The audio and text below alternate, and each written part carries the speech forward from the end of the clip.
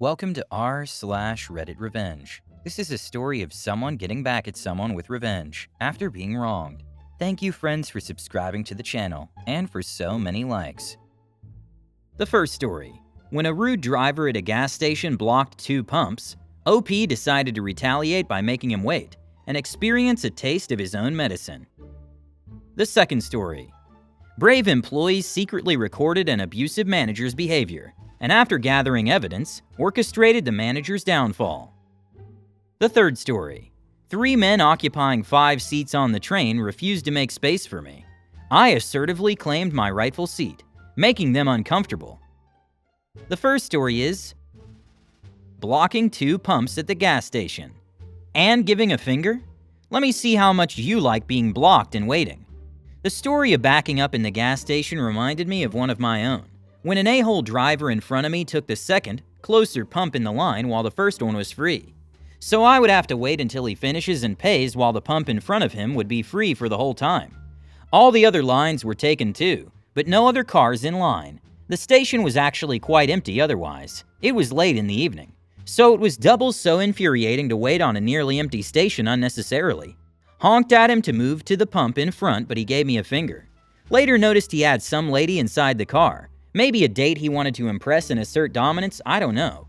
So if you want to play it this way, it was actually possible to back up, go around through a lane for large trucks. There was no truck at the time, but I couldn't use the pump because the hose noses are thicker, and pull back to the free place in front of the guy. But I made sure to back up very sloppy. It wasn't convenient and easy to back up there after all, to the extent the guy would have no way to go around me.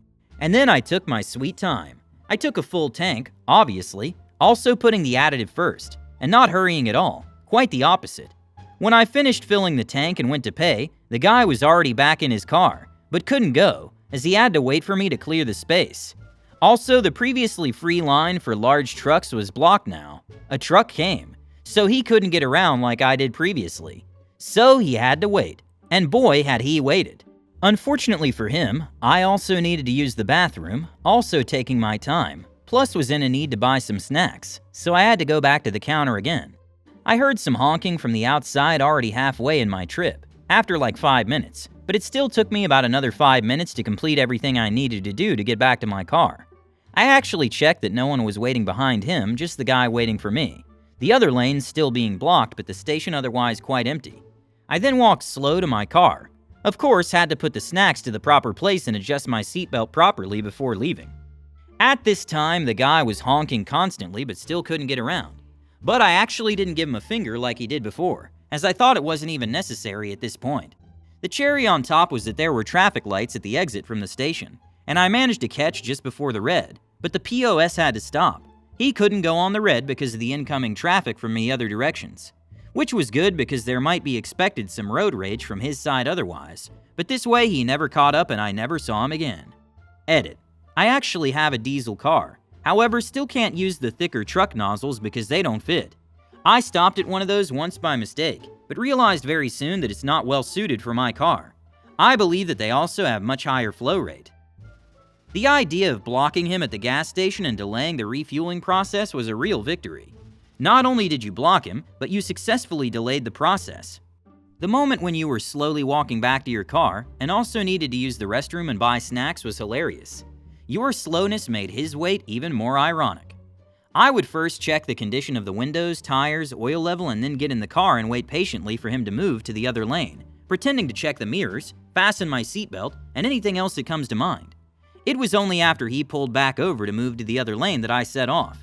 If I'm honking on the road, I'm grateful for the reminder to slow down and be in the present. Life is too short to rush around. The next story is getting an abusive manager fired. This was back 20 years ago. I'm getting old, and I was working at a Canadian Tire, CT, in my hometown with my best friend and boyhood crush.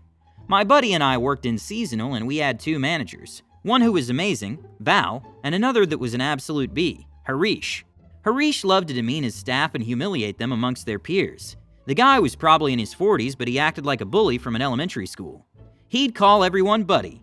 I still cringe at the word. But he would also call everyone a stupid or whatever other BS he could come up with. No one seemed willing to fight back with Harish. Even Val seemed cowed by him. Now, I loved Val and I loved my buddy too much. I was sick and tired of watching my a-hole manager use slurs on my best bud. I also know my rights as an employee, and so I started to record his BS. I captured the date, time, the BS I saw, my signature, and a witness's signature in a small notebook that I kept with me. Man, I wish I'd had an iPhone back in the day. I kept this as secret as possible, but young guys gossip and it started to get around. One time, Haresh came storming down the main aisle at me, and I only had a second to hide the book before he started to berate me and demanded I give him the book. I told him I didn't know what he was talking about, but also that if he didn't do anything problematic, then he shouldn't need to worry, right? His face turned a shade of purple I wasn't sure could exist in nature, and he stormed off. After that, I started tearing out pages of the notebook at the very end of every shift and keeping them at home. I also hid a spare notebook in the storage area, which was a horrific mess all the time. You could barely find what you were looking for, let alone a small hidden notebook. I told guys that I trusted where the hidden book was, and that they should record anything they saw in the book when I wasn't on shift, with witnesses. I also told them to always take the book out of the hiding spot and get the record, rather than show random fellow workers where the spot was. I don't know if they followed this rule. Harish responded not by being nicer, but instead by being more aggressive, more insulting. At one point, he was seen tearing the storage area apart looking for the notebook.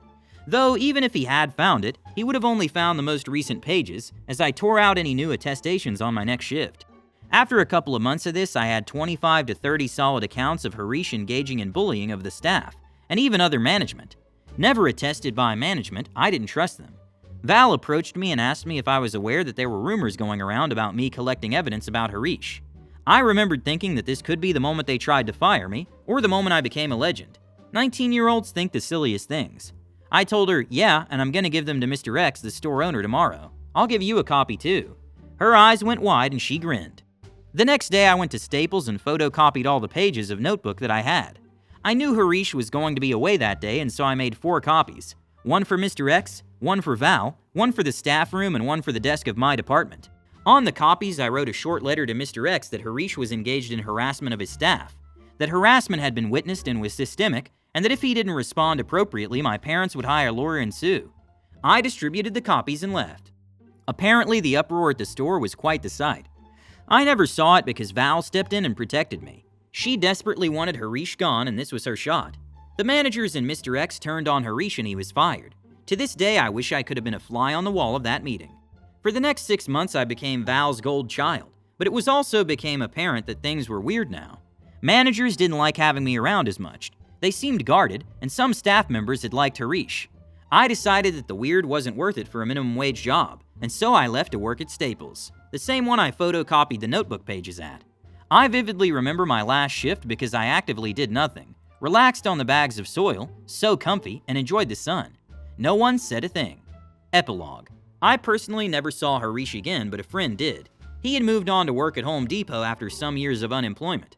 Apparently, secondhand knowledge through the management grapevine is pretty sketchy. He looked to be in pretty bad shape, apparently, and he hid the moment my friends saw him and they locked eyes.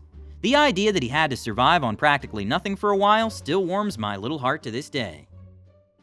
Good job, OP. It seems that you understood not only how to protect yourself, but also how to overcome the system to achieve justice. You created objective evidence and used it in the best way possible to send the abusive manager away.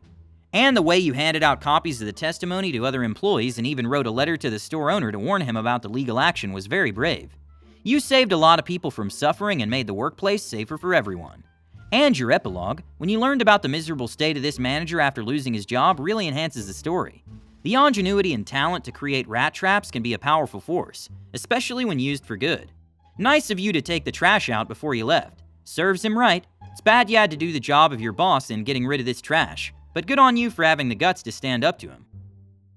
The third story is, think you deserve extra seats on the train? Let me make you feel uncomfortable. This happened yesterday, and I'm still gleeful about the small amount of revenge I was able to exact in my encounter with the 3 business holes on the train. I'm a big, tall guy, temporarily commuting to London for work. As you can imagine, trains get pretty crammed full of other people doing the same thing. There are never enough seats, and the seats are barely adequate as it is. The unspoken rule is that any unoccupied seat is fair game, until someone sits in it, from which point the seat and legroom associated to it becomes theirs. Please also remember that it's London, so you must avoid acknowledging anyone around you. Body contact is sometimes necessary but avoided at all costs. Eye contact is punishable by excruciating mental anguish. Last night's journey was a rare occasion, in that upon entering my train I was greeted with the wonderful sight of a whole array of open seats. How wonderful, I thought. This journey will be pleasant indeed. I quickly located a prime spot. 2 free seats on a block of 5, 3 facing 2. 2 guys had taken the window seats and another guy was on the end of the row of 3, meaning the 2 free seats were opposite each other. Perfect for a giant like me. I could sit on the end of the row of 2, have the open space of the walkway to spread my giant shoulders, and my giant-sized legs would be in front of the other unoccupied seat and out of everyone's way. It was the best possible situation for everyone involved. Unfortunately, the 3 guys currently occupying the 5 seats seemed to have decided that the empty space was theirs. The 2 somewhat rotund old guys in the window seats opposite each other were spread out generously, and the 3rd guy, who shall now be known as Business D, must have been under the illusion his balls were the size of cantaloupes, because his legs were spread at a grade A wanker level, a degree unseen outside of yoga class. None of the 3 made any sign of moving as I tried to sit down. Neither did they respond when I used the nuclear option for London commuters and politely said, "Excuse me, please." The final straw was when, after I had squeezed into the seat and jammed my own legs into the narrow opening, my new neighbor, the rotund window guy, who was purposefully taking a good 1/3 of my newly claimed seat, failed to even make the token gesture of wiggling a little. I was inwardly outraged. This was war. The revenge. My revenge was simple and sweet. Since these 3 guys had determined that they deserved 5 people's worth of seats, I would make them feel as uncomfortable as possible. I would make the most of my 2/3 seat and cramped, narrow leg space. I began by letting my knee touch that of the big bald Business D as the train swayed, leaving my calf touching his, the extended contact causing him to glare at the offending limb intermittently. It didn't bother me and I didn't have a lot of choice, so I relished every second while carefully making sure to appear oblivious to his increasing discomfort. Meanwhile, I started snuggling up to the fat window guy, using every movement of the train to work my way in closer. After 15 minutes, the Business D was first to crumble. His annoyed glares weren't very effective, and he was forced to relinquish 5 centimeters to me. A huge victory. Fat window guy, however, clearly had years more experience being an entitled D. His defense was strong, and he would yield neither leg nor seat space. I had to find another way to make him crack. My opportunity to up the ante came further down the line when Business D got off and the train emptied out a little. Calmly, I pretended not to notice Business D's unoccupied seat, and maintained my position snuggled up next to the window guy. This new tactic clearly had touched a nerve.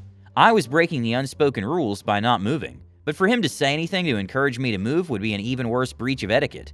He was trapped. As the train continued its journey, I stayed where I was, uncomfortably close to window guy, basking in his increasingly annoyed glances. Success. With my revenge now complete, I noticed the open seat at the next stop and moved across to it, securing not only a prime seat for myself for the remaining part of the journey, but a decisive petty revenge on my passive train aggressors.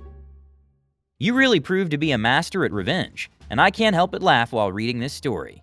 In London, where train seats are always highly valued, your actions were like a response to endless challenges. Your way of conquering the Business D was interesting.